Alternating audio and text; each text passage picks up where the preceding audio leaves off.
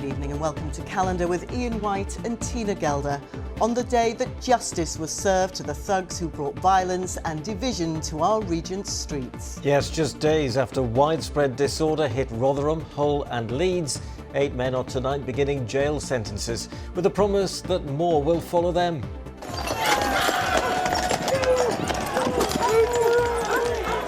Move them back! Take the ground! Take the ground! On tonight's programme, we'll see exactly what police officers faced on the front line, with scores of them injured as they battled to restore calm. We're arresting you on suspicion of violent disorder and arson with intent to endanger life, and that is on the 4th of August this year at Manvers in Rotherham. We'll see how the operation to track down perpetrators swung into action, with the first wave in the dock before judges today facing the consequences of their actions. Your conduct and that of your group was designed to stir up racial hatred. It's at a time when the social climate was particularly sensitive. And with more thugs facing court in the coming weeks, the communities they attacked stand resolute, saying intimidation and violence will not divide them. Overwhelmingly, people want to get back to normal and show that actually we're stronger together than we are divided. We want you here, your cultures, your diversity, your faiths, your religions. That's what makes our town so rich and wonderful. We'll have more on what's been an extraordinary week for our region shortly. Also on Calendar tonight, on the up, Yorkshire's biggest airport announces plans to expand by a third, creating an extra 5,000 jobs. You better believe it, the football season is back with a bang tonight out of all the build-up to Chesterfield's first game in the Football League after 6 years away. And it was a blustery, gusty day across the region today. Bit of patchy cloud and a few showers, but definitely some sunshine in the mix. It's definitely warming up for the weekend, but how warm? All the detail a little later on.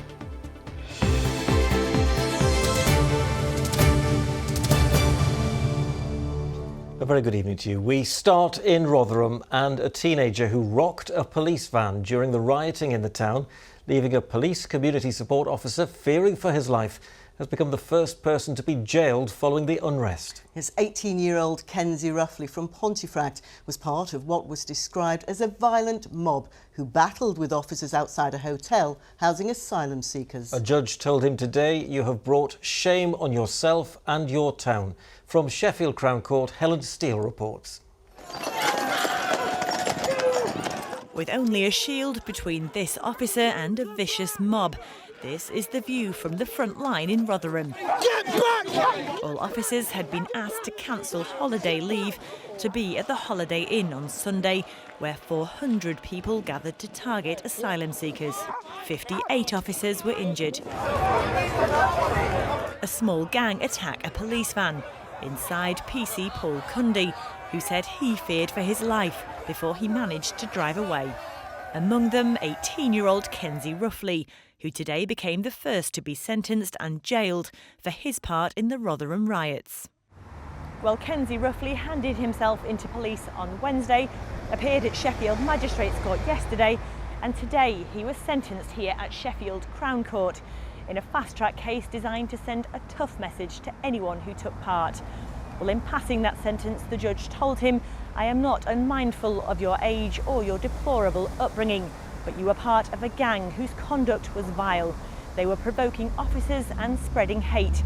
It badly damaged the reputation of Rotherham and of South Yorkshire, and it would have terrified decent citizens in the town." One of those was Mohammed Maroof, who later organised and filmed peace rallies in South Yorkshire. The first time ever, I will have to look around to make sure that I am not either stabbed or acid is not thrown on me, or I am not attacked to sustain some injuries.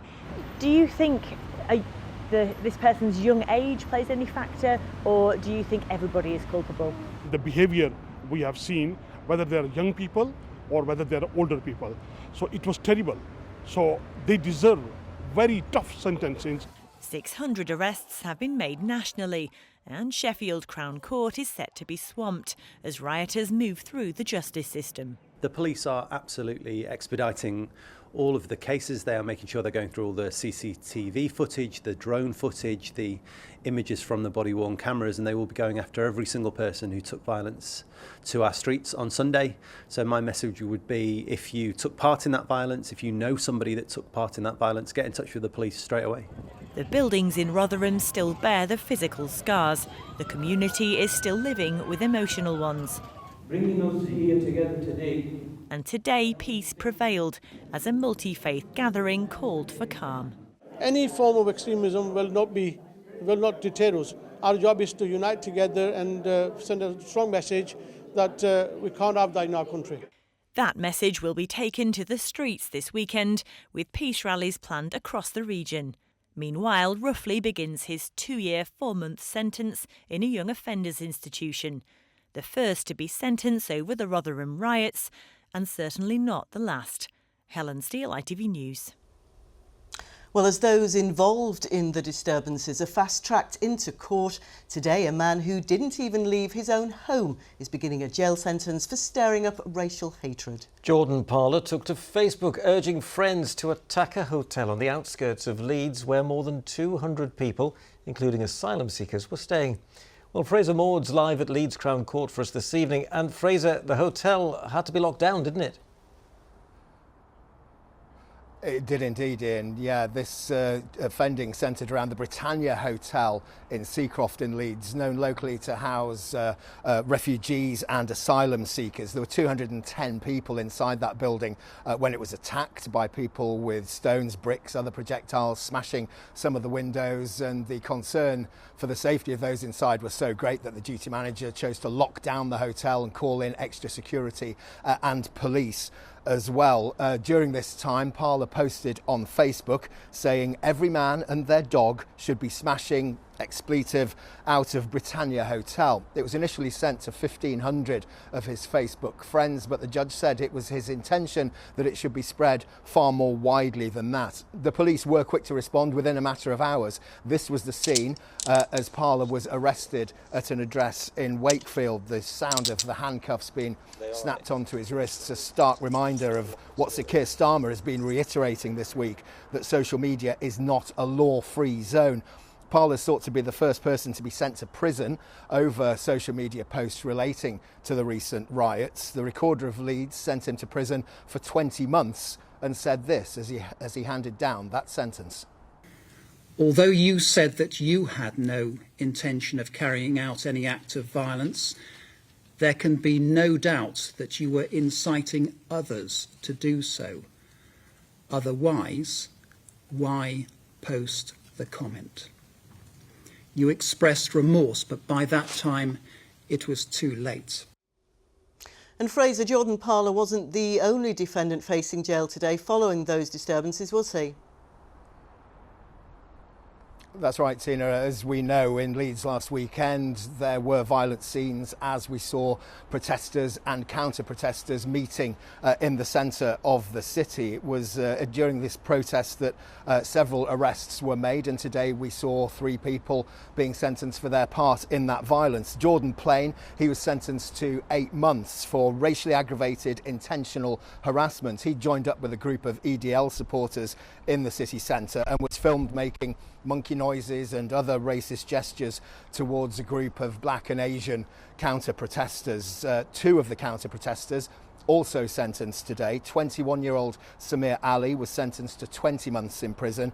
31-year-old Adnan Ghafoor sentenced to 18 months in prison for his part in the unrest. Both were sentenced for a fray after a brief but violent altercation between a group that they were in and a group of 4 EDL supporters. The CCTV footage was shown in court of a group of men attacking 4 EDL supporters. Ali attacked 4 of the men, raining punches and kicks on them. Ghafoor attacked one of the men, punching him while another counter-protester was holding him in a headlock. And of course, with the fast-track procedures that we're seeing now being brought in to bring swift justice to those involved in violence on the country streets, it's very unlikely that these are going to be the last people who lose their liberty as a result of their actions during this period of violence. Fraser Maud live at Leeds Crown Court. Thank you. Well, over in Hull, 3 men have been jailed for their part in the shocking violence on their city streets last weekend. Yes, they're the first to be sentenced over the rioting there on Saturday when shops were damaged and looted and police officers were hurt. Among them was a former soldier described in court as being front and centre in the trouble. Well, Matt Price is live at Hull Crown Court with the very latest. Matt. Ian, the hearings today took us back to the afternoon of August the 3rd, describing that violent disorder as if we need any reminder about what happened. Among those sentenced here today in Hull was a 35-year-old Christopher Douglas, a former British soldier, as you say, who'd served 2 tours in Afghanistan. The court heard how he suffered with PTSD and led a life which was scarred and damaged, but the prosecution explained how during the riots Douglas managed to grab a police protection shield and was waving it at the crowds. He was, the court heard, behaving aggressively and was throwing missiles, and for that he was sentenced to 2 years, 8 months in court. The judge, Mark Berry, also jailed 37-year-old Andrew Stewart for 2.5 years for violent disorder. We heard how he shouted and ran at officers. The court played CCTV of him pushing a large bin which was alight towards a line of police officers. His defence team admitted what he did amounted to mass stupidity and that Stewart makes no excuse for his actions. And then finally today here at Hull Crown Court, 20-year-old Brandon Kirkwood was also placed behind bars for his part in the disorder. Kirkwood sat in the dock emotionless as his sentence was read aloud. And of course, Matt, this incident has had far-reaching effects on businesses and services in Hull, hasn't it? Yes, we've been reporting on it. You're absolutely right. The court heard today details of the economic impact, but also the effect this had on the police force in Humberside. The policing operation has cost some £270,000 so far, with 11 officers injured during the unrest. Meanwhile, Hull City Council have spent some £17,000 repairing roads and replacing trees. Passing sentence today, the judge said the events were an ugly mob violence, and he told those he was sentencing that they have brought shame on their city. Matt Price reporting from Hull Crown Court. Thank you. Now, the ITV Evening News continues at 6:30 with more on the rioters being jailed across the country. Here's a look at what's happening with Charlene White. Coming up on the ITV Evening News, the Prime Minister's warning to keyboard warriors as tough sentences are handed out for inciting riots online. Katie Price appears in court after being arrested at Heathrow. And climbing to great heights, it's another Olympic gold for Team GB. So join us for those stories and more from 6:30. Thanks so much, Charlene. We will indeed. Now then, our region's biggest airport could begin offering long-haul flights to America and the Middle East as soon as 2027. Leeds Bradford has unveiled plans to expand the terminal and create 10 new aircraft stands. Bosses say the proposals would create more than 5,000 jobs and add nearly £1 billion to the regional economy. But it's been met with criticism from environmental campaigners who say it would lead to a dangerous increase in greenhouse emissions. Over the next 6 years, an increase from about 4 million passengers last year up to about 7 million passengers a year by 2030. That's going to mean more destinations, more flights, better schedules. But we're also working with the airlines to make sure that that additional flying is on next generation aircraft that use less fuel, generate less carbon emissions. One day there will be alternative fuels that are clean and can take us abroad without damaging the climate, without damaging the health of people who live under the airport's flight path. Now is a very dangerous time to try and expand airports. A woman has died after being hit by a car in a suspected drink driving incident in Grantham. The 40-year-old was one of 3 pedestrians who were knocked down by a black Nissan whilst walking on Barrowby Road yesterday evening. The other 2 victims suffered non-life-threatening injuries. A 30-year-old man has been arrested on suspicion of causing death by dangerous driving and drink driving. Well, that's the news. More on our website, of course. Time now, though, for some sport. And as one big event draws to a close across the channel, another is about to begin back here.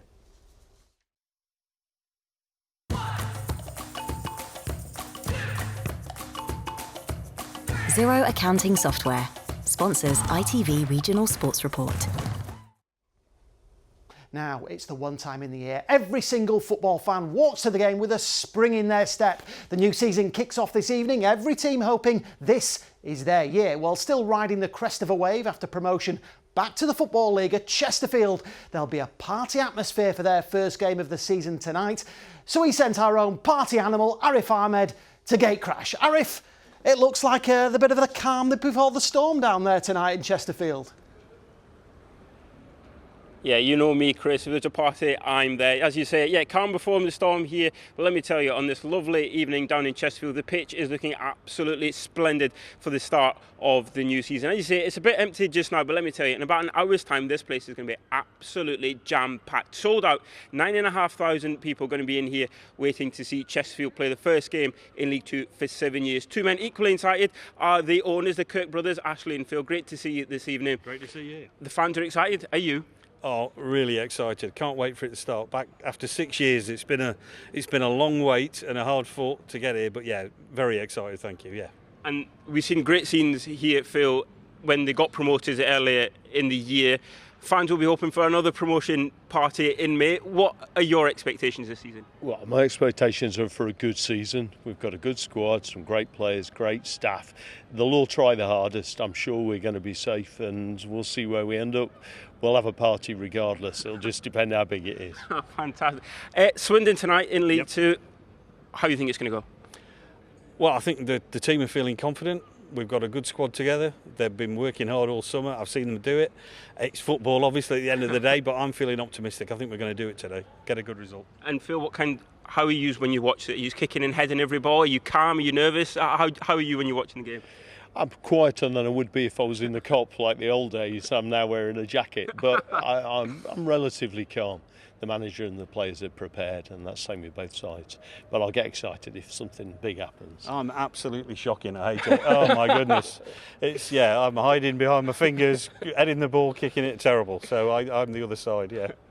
But thank you very much, thank guys. you, Enjoy the game. Hopefully you get the result you want. Well, Chris, we've waited 2 months for football to return. Now we're just waiting for the countdown to kick off. We certainly are. Arif live in Chesterfield. For us, going to be a big night down there, isn't it? Now, Chesterfield's not the only team getting their season underway tonight. Sheffield United are at Preston in the Championship. Now, the Blades will start the campaign on -2 points after defaulting on payments to other clubs. But it's expected it won't take long to wipe that out. Despite the club being locked in takeover talks, manager Chris Wilder has made some astute signings as they look to bounce straight back after relegation from the Premier League. One of those signings is defender Harry Souttar.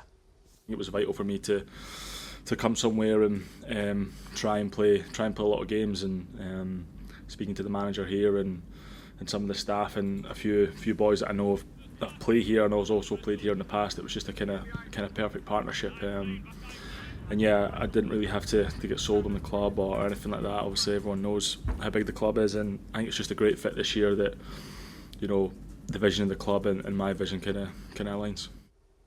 Barnsley v Mansfield in League One as well tonight, and of course we'll have the best of the action from all the games over the course of the weekend on calendar on Monday. Of course we will. Thank you very much. Chris, can't believe the Olympics is over and the football season's back. As Tina said, no rest for the wicked, is there? Sport never stops. It doesn't. Neither do you. Thank you very much. And from Chris to Kerry, who's with us in the studio, good weather for the start of the season? Well, great there this evening. It's been a bit blustery and gusty today, the best of the dry and the brighter weather. A bit more clouds tomorrow, but Sunday's still looking warm. I need to tell you that there are no Met Office weather warnings in place for heat, but there might be some for thundery downpours as we head later into Sunday and Monday, so that's something to watch out for.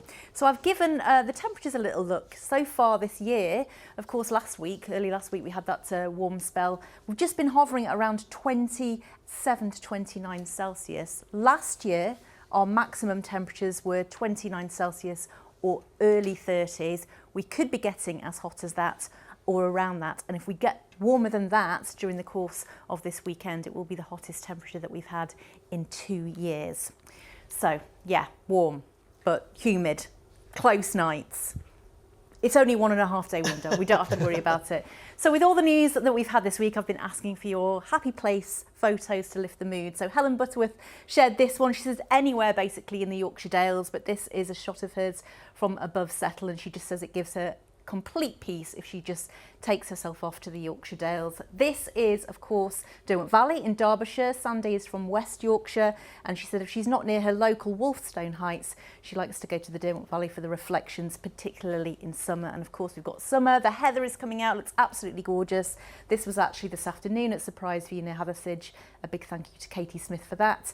And last but no means least, Malcolm from Hope in the Hope Valley says Lady Bar plug hole is dry, but it looks absolutely beautiful. So whatever makes you happy this weekend, I hope you have a good one. Yeah? Kerry, thank you very much. Thank you. Of course. Well, that's about it from us. To say it's been a difficult week for our region would be somewhat of an understatement. We've seen appalling scenes of violence on our streets, police officers attacked, buildings and cars torched, and migrants singled out by right-wing mobs. Yes, we've also witnessed a powerful and enduring sense of togetherness too. Residents coming out with brooms to clear up the debris, neighbours of all faiths and backgrounds supporting one another. Proof that despite the recent hate and disorder, hope and unity remains. Well, we'll leave you this Friday evening with these reflections from the people of South Yorkshire. Yes, thank you very much for being with us this week, and we look forward to seeing you again next week. From all of us on Calendar, a very good night. Just introduce yourself first of all, please. I'm Aziza Akhtar and I'm the CEO of Rotherham Ethnic Minority Alliance. My name's Amina Blake. I am a Muslim scholar and public speaker. I'm Jim Masters. I'm normally known as Reverend Dr. Jim Masters from City Life International Church. I'm Jasmine Richards and I'm born and raised in Rotherham. I'm incredibly proud to be from Rotherham. You know, we love each other, we welcome people no matter where they've come from, and they do have a home here. It's almost like the Goldilocks town for me. It's not too big and it's not too small. It feels safe. That's probably the overriding feeling for me. I love the town. The South Yorkshire communities are so incredibly cohesive and together. And that's why what's happening right now is so completely alien to what South Yorkshire represents. Our town has so much love to give and it's such a lovely little place. So for it to be soured and sullied by the behaviour of the people over the weekend, it makes me really sad. These type of people, they're the ones that are on the fringes, not us. Overwhelmingly, people want to get back to normal and show that actually we're stronger together than we are divided. We are visibly Muslim, making us much more of a soft target for this type of racist and Islamophobic behaviour. A lot of women that I know are staying at home because they feel, you know, what happens if somebody attacks me? What happens if somebody hurts my children? I think it's very important for communities, you know, for us to feel that we don't have to compromise our identity and we should really be walking forward with pride in our hearts. We want you here, your cultures, your diversity, your faiths, your religions. That's what makes our town so rich and wonderful. I met a few families and they said to me very clearly that they were frightened. You know, they've come to a place of refuge. That's why they're called refugees. And we should treat them with, you know, every human rights that they deserve. The majority of people want to see the best for each other. Monday came and I thought, right, this is going to be a community effort. We all need to come together to help clean up the mess that they've made and restore some normality to our community. I knew that there was going to be a big response because Rotherham is all about togetherness. The behaviour of the far right is not representative of us, and I think the events after the weekend have really shown that. There is no need for violence. There is no need for hatred. People should be working out their differences in terms of peace and, if I may say, love. We should do to others what others do to us. What one word would you use to sum up the spirit of Rotherham over the last few days? Powerful. Rotherham's been really powerful in bouncing back and showing that we'll not be beaten by this. Defiance. Because we won't be cowed. We will not hide away from people that have just got hate in their heart. Hopeful. Even in the midst of all this, we can see that communities are pulling together in the most incredible way. I would say faith. Have faith. Just because of a few thugs, don't despair. Have faith in the human race. We, the community that have come together to help rebuild, that's what Rotherham's about.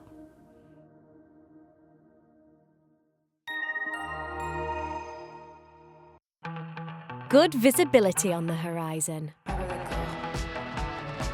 TUI sponsors ITV Yorkshire Weather.